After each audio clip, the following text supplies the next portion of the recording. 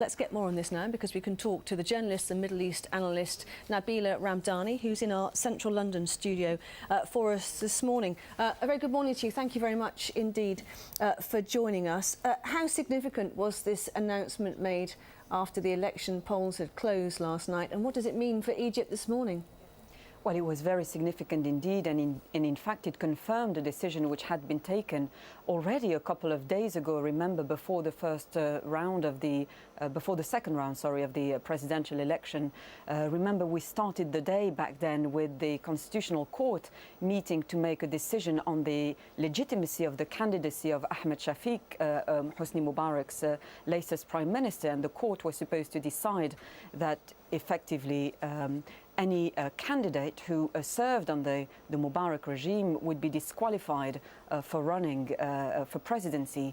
But the day ended with a major blow for the Muslim Brotherhood, as Parliament was dissolved. A third of the seats were dissolved, and of course Parliament was dominated by the Muslim Brotherhood, who had won 46% of the seats, and effectively the legislative powers were transferred to the military, and this has now been confirmed today. So it's a major blow for the spirit of the revolution, and indeed the Egyptians are quite in a state of shock this morning. In terms of the new president, there's some dispute over who has won the election. We'll find out in due course who the new president will be. But under these new powers, they will have no authority over the armed forces, and as you rightly point out, no legislative powers either. So it does rather beg the question, what will they actually be able to do?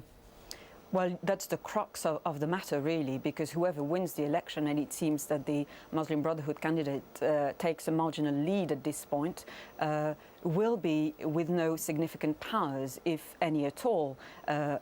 Legislative powers have effectively now been transferred to the army, who's also in charge of deciding over the budget. But crucially, it's also effectively in charge of drafting the new constitution for Egypt.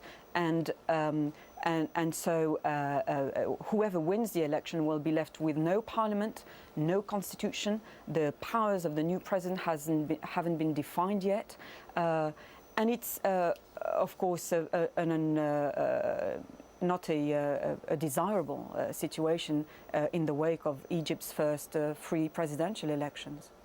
Is it your guess that the council, the Army Council, is perhaps relying on the fact that they sense a weariness amongst the Egyptian people in terms of protest, that they will just accept this because they're so fed up with the disruption of the last few months, or years and months, and they just want to get back to normal life now? Is that your analysis of it?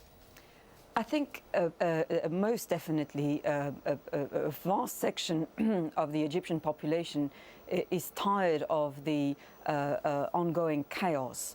And that was also, it came across in the voting itself.